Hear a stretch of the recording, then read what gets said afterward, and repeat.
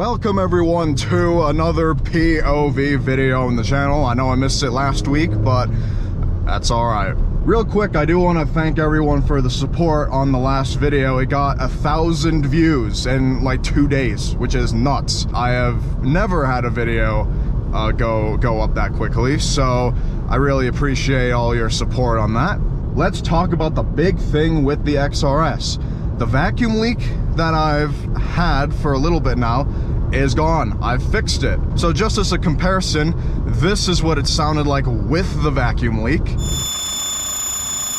And this is what it sounds like now. As you can hear, there's a very clear lack of screaming, high-pitched noise. The vacuum leak was where the head meets the runner, and I think there was a leak with the gasket or something. I'm not really sure. I inspected the old gasket that I took off, which that old gasket's only a couple months old, and there's no cracks on it, and it doesn't look damaged, but I put a new R9K thermal gasket in there anyway. I also did clean the mating surfaces on the runner and the head with a wire wheel on the Dremel, and it looks like that was my problem. There was probably some sort of dirt or something on either surface or both surfaces that caused it to not mate up super smoothly. And so there was a small gap on the left side there.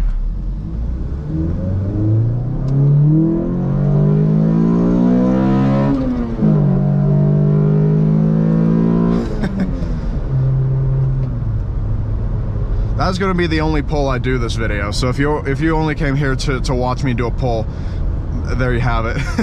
This car needs an oil change, so I'm not gonna beat on it very much. I mean, it's over 5,000, but it's not like an extra 50 miles of driving is gonna hurt. I've been driving it a little bit since fixing the vacuum leak, just to make sure all the monitors set, that the live data looks okay, that there's not gonna be another lean code somewhere. If you saw my Instagram story, when I first put this car back together, started it up, it was reading a long-term fuel trim of 31.2 or somewhere around there, which is extremely high. I've been driving it since then and it's dropped down to 14, but I checked most recently today and it's gone back up to 17, so I'm not really sure what's going on there. I have a new PCV valve coming. I'm not sure if that's what's causing it, but the PCV valve's very cheap anyway. So if the PCV valve's not the issue, I'm only out about $7. Now, besides the vacuum leak being gone, I've also fixed the play in the shifter. There's still a little bit, obviously, it's with it, you know, being a shifter and it moves and stuff, it's impossible to get rid of all the play, but this is significantly better than what it was before. So I had a shifter assembly for a 5-speed Corolla, which I was going to use for the manual swap in the blue Corolla until I didn't, and I've had that shifter for probably 2+ years already, and it's just been sitting around doing nothing. And I know that shifter doesn't have as much play as this. Well, I mean, this is the shifter I'm talking about, the old one's in my trunk, but this shifter right here, this shifter assembly, has significantly less play than the other one. I mean, it's barely anything. So definitely feels a lot better to use than the old one that I bought this car with. I don't know what I'm gonna do with the other one. I really don't know. Now I have 2 shifter assemblies and I only need 1. So not too sure what I'm gonna use with the other one. I might use it temporarily when I do the manual swap on the blue Corolla, just so it works, and then get another one later on. I don't really know. I'll figure it out. But besides the shifter and besides the vacuum leak being fixed, there's nothing else that's really different about this car. I will be giving you a sneak peek into what you can expect going forward though. Next week, this car is going to be getting the Moroso oil pan, which, I mean, a little bit overkill. I don't plan on taking this car to the track too soon, but I think it'll be a good video anyway. Soon after that, lowering springs are going to be going onto this car. Now, I decided on going lowering springs instead of coilovers because I bought these lowering springs from Just a GE on Instagram for a little more than $100. So I got a killer deal on them, and plus I still have the stock struts from the blue Corolla just lying around storage. So when I was back in Wisconsin, I took those back with me and I'm going to be mounting the lowering springs onto those shocks. Now I know some of you are going to get a little triggered that I'm not using stiffer shocks with lowering springs, but honestly, I'm not sure I'm going to be running lowering springs on this car for more than maybe a year. And then after that, it's coilovers. I generally just prefer coilovers for their adjustability, for being lighter, etc., etc. This is the first time I've used lowering springs as well, so a lot of me getting lowering springs was, one, cheap, and two, just I've never used them before, so I just want to know what they're like. Okay, I'm not sure what's going on here with the XB. Got the emergency lights on for some reason. I'm not sure what's going on here. Driving a little slow as well. No passing zone though, so...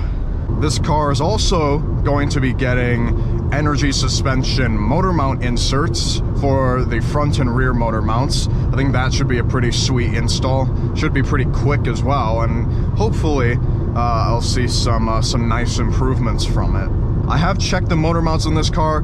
They're not that bad, but they're obviously aged. The inserts are really gonna wake up these motor mounts, and it'll tighten it up pretty nicely. So overall, can't lose. And there are a couple other things this car will be getting as well, but I'll save those for a little bit later. I don't want to spoil everything right now.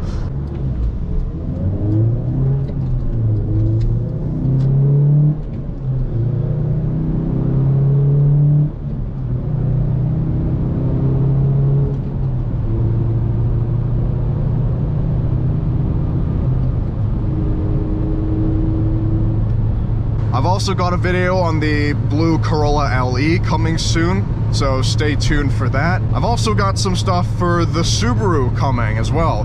Not too many things, but in general this year is the year that I want to fix up the Subaru and bring it back to its former glory. 2019 was definitely the best year for that car, so I want to bring that back.